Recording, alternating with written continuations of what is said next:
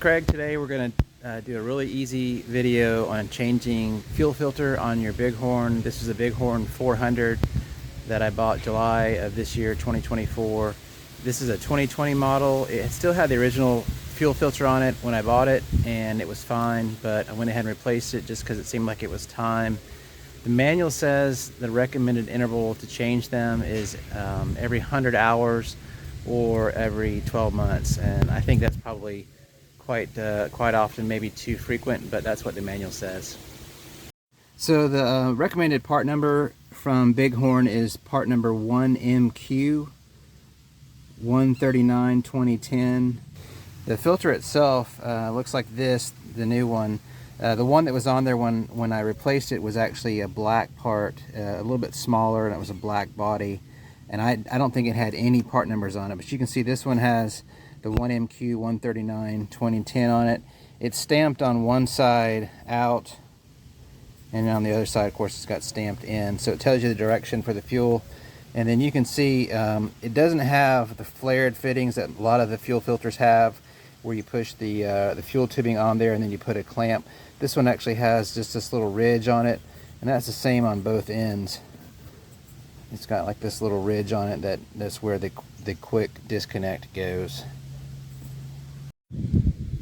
So I actually bought the fuel filter that I'm using directly from Sunrite US. They're the US distributor for Bighorn UTVs, and so I ordered it from them. You can't place an order on their website, but they have an email that I've been using, and they're very responsive. I just send them the part that I'm looking for and my VIN number, and they reply same day with what the part number is and what the cost will be. So from them, you can email parts@sunriteus.net, and they'll get back with you with what you need.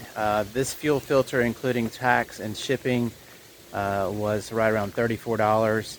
You can also order it from gopowersports.com. That place you can actually place the order online, and you don't have to talk to anybody or email.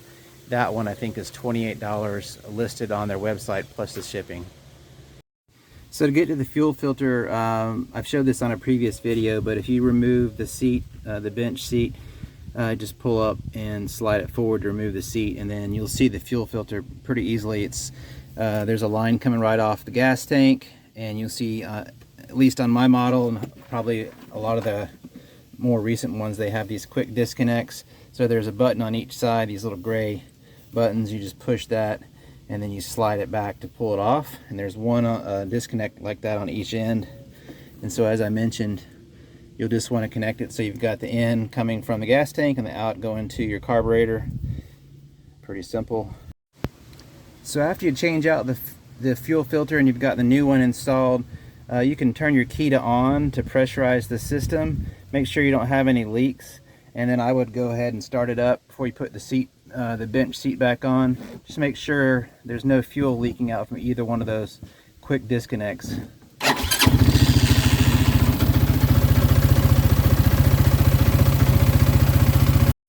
So nothing easier than that. That's a 5-minute job, and it costs around $35 to change out. I'm not sure I would do it every 12 months. That seems pretty frequent, but maybe either once a year, once every couple of years. I ordered one extra one, so I've got a backup for the next time. Thanks a lot for watching. My next video will be episode 6, and that's going to cover oil changes, which is definitely something you would be doing a lot more than just these fuel filter and air filter changes. So thanks a lot for watching. See you next time.